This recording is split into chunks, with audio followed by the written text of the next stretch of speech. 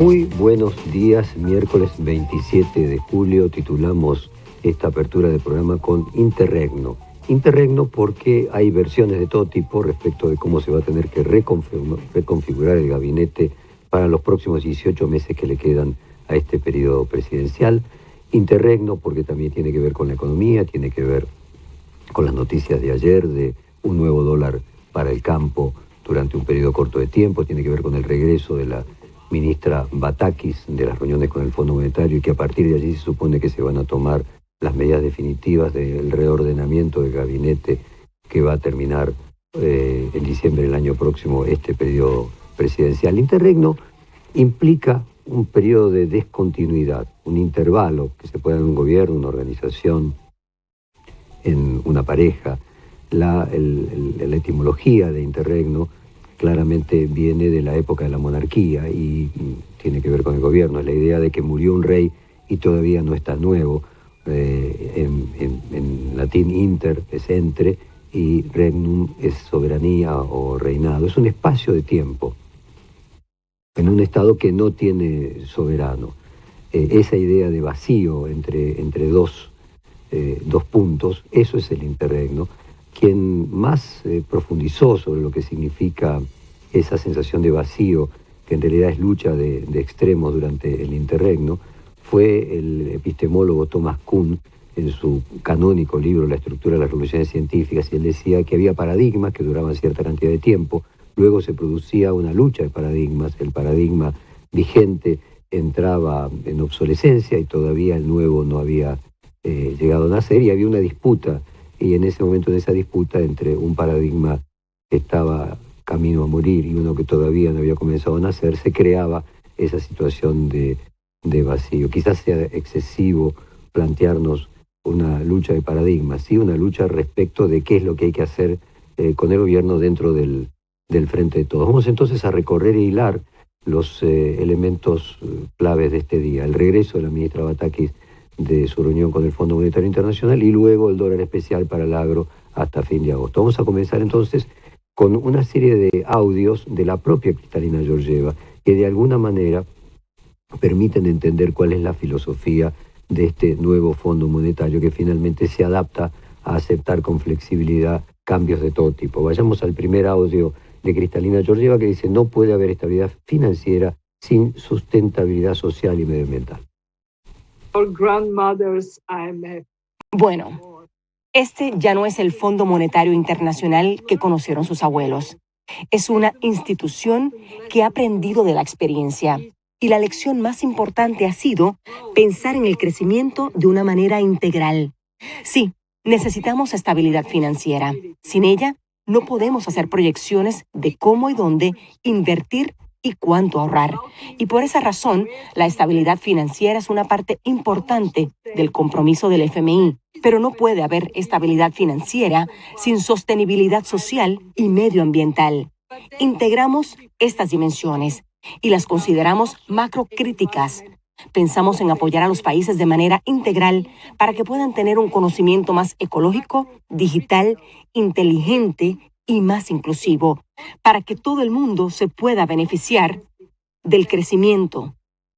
No solo en términos del beneficio financiero, en los estrictos términos de los beneficios de ingresos, sino aún más importante, del beneficio de las oportunidades.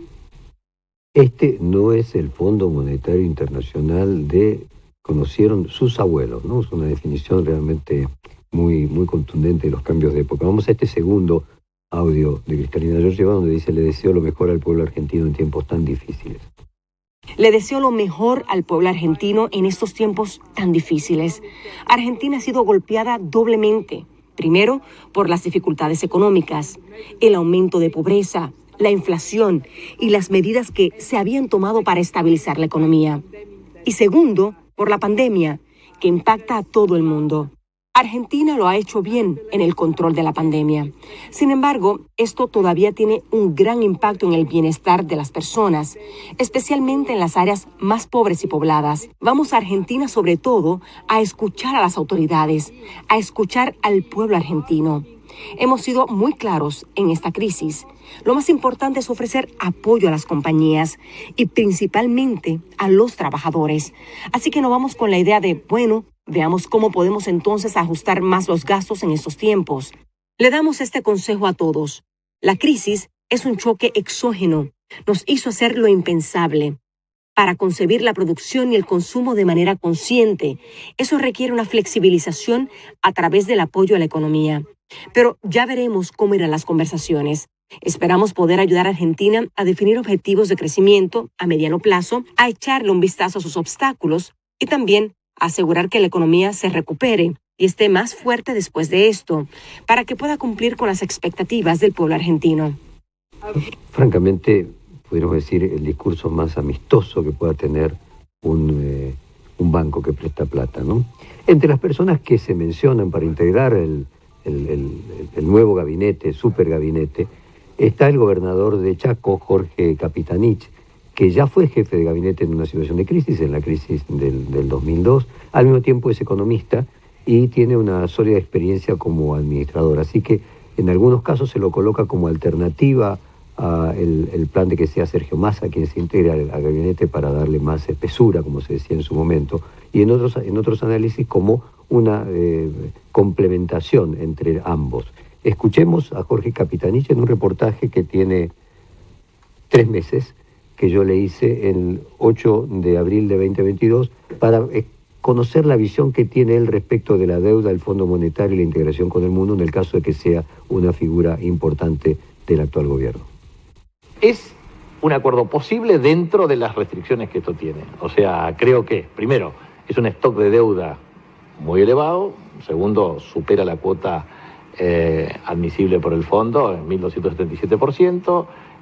Obviamente no implicó la restricción desde el punto de vista de la salida de capitales que genera un condicionamiento desde el punto de vista de su cancelación. Por lo tanto, digo, es un problema amortizar el pago, pero también es un problema no pagarlo. En consecuencia, la experiencia de los países que incumplieron con el fondo implica que después hay que pagar para restituir el esquema de negociación. Y yo creo que es absolutamente necesario que Argentina tenga una inserción en la comunidad internacional, para lo cual esto también dispara un sistema de efectos múltiples. Ejemplo, la relación con los organismos internacionales de crédito, Banco Interamericano de Desarrollo, Banco Mundial, Corporación Andina de Fomento, Fonplata, es decir, hay múltiples organismos multilaterales de crédito que generan financiamiento en Argentina. El Club de París mismo. El Club de París mismo, de manera que esto también traba un horizonte. Entonces, lo que a mí me parece que es importante es remarcar lo siguiente. Primero, este convenio, este acuerdo, ¿es una solución?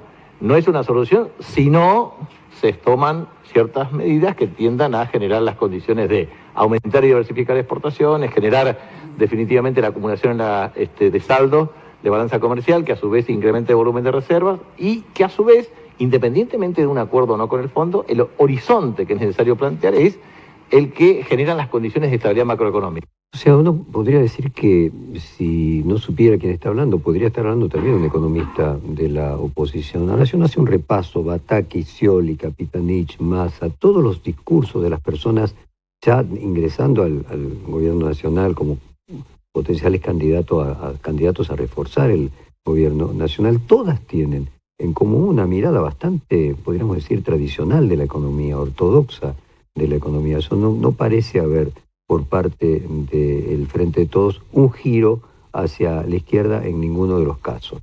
De cualquier forma, los nombres cuentan más allá de las ideas. Vamos ahora al segundo tema, que obviamente está relacionado con lo del Fondo Monetario, la deuda y nuestra relación con el mundo, que tiene que ver con la liquidación de la soja y los distintos componentes exportadores del campo, y tiene que ver con este anuncio de un dólar campo que termina creando una mezcla entre el dólar oficial y el dólar libre. Vamos a escuchar distintas opiniones. Vamos a comenzar primero por la oficial. El ministro de Agricultura, Julián Domínguez.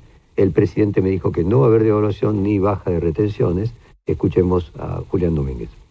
Presidente, ayer por la tarde, previo a ir a un evento de ciencia y tecnología en el marco de la muestra de la sociedad rural, me dijo: mirá, Julián, el mensaje de nuestro gobierno desde el primer día es el mismo. No va a haber devaluación, Estoy hablando en nombre del presidente, por eso me atrevo a hacer un comentario que no es de mi competencia, porque él me indicó que lo hiciera. No va a haber devaluación, ni tampoco va a haber baja de retenciones. Como te indiqué que dijeras que no iba a haber su aumento de retenciones en su momento, tampoco va a haber baja de retenciones. Es decir, en estas pautas le estamos pidiendo a los productores que por los precios internacionales que tiene la soja, precios que antes nunca había tenido, porque no va a haber devaluación y porque no va a haber baja de retenciones, estamos pidiendo que liquiden, porque además conviene en este contexto de la Argentina liquidar.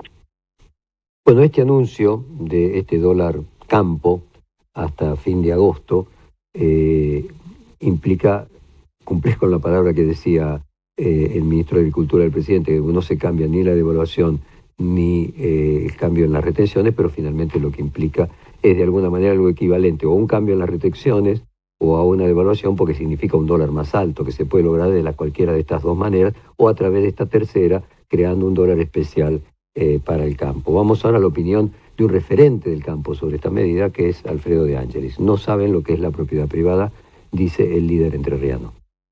Sí, mirá, hay un fanatismo ideológico tremendo.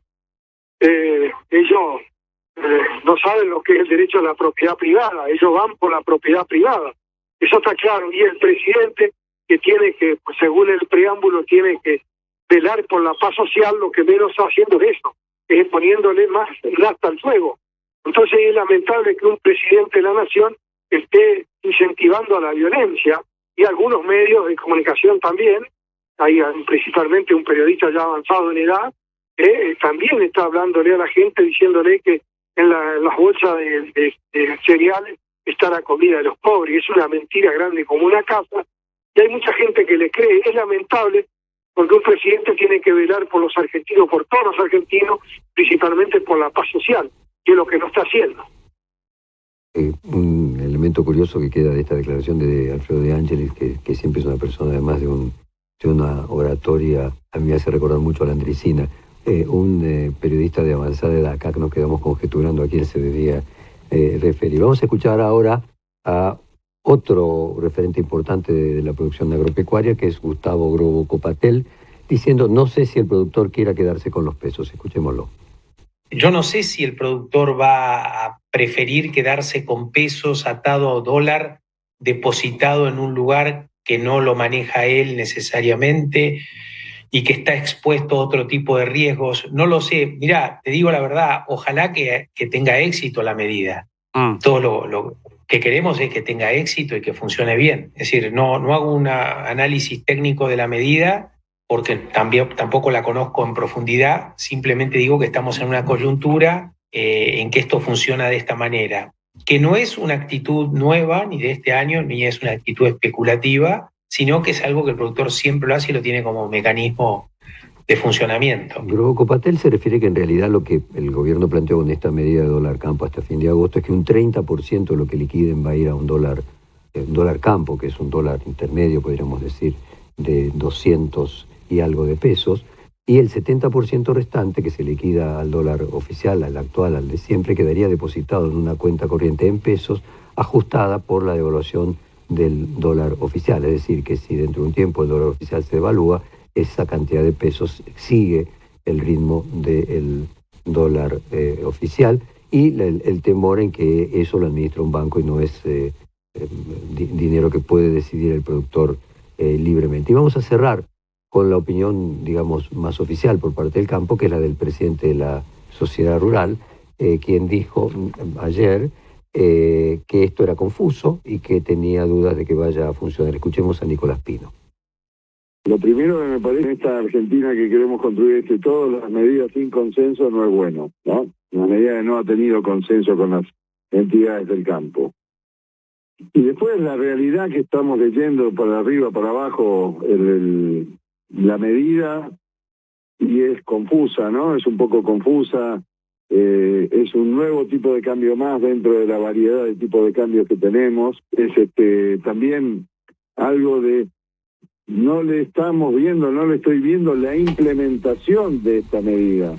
Porque la realidad, Diego, y a la mesa, Bueno, es este popurrí de nuestra situación de interregno, como decíamos al principio. La moneda está en el aire, como era el libro de Pablo Gerchunov, o sea, puede caer para un lado o para el otro. Match Point, aquella película de Woody Allen, la pelota de tenis pega en el fleje y puede caer para un lado o para el otro. Y la producción eligió para cerrar esta apertura del programa de hoy una canción de Arjona que se llama Tocando Fondo.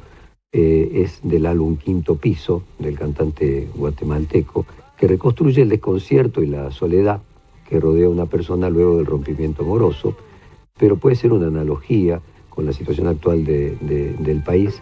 Podemos decir que la economía nacional también se encuentra tocando fondo, así que comenzamos este programa con Arjona tocando.